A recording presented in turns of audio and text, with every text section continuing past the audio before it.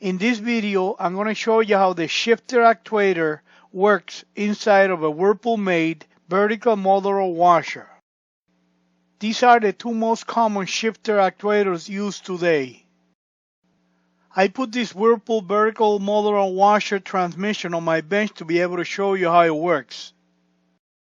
I will remove the belt guard so you can see better. When the washer needs to agitate, the shifter put the transmission on the agitation mode.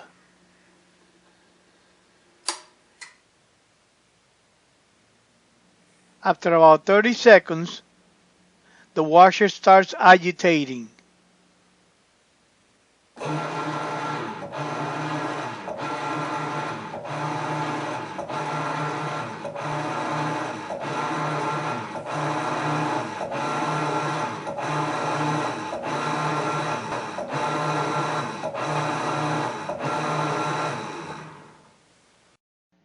After the washer stops agitating, the washer will drain the water out.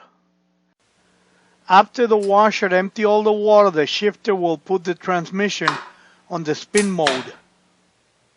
And after about 30 seconds, the washer will start spinning.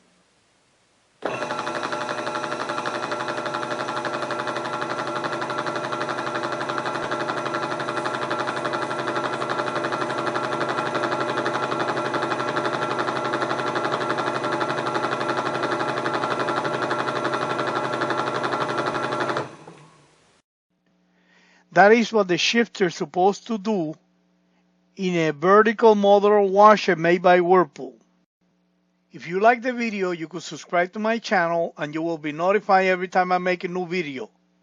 Thank you for watching. This is Angel the Appliance Man.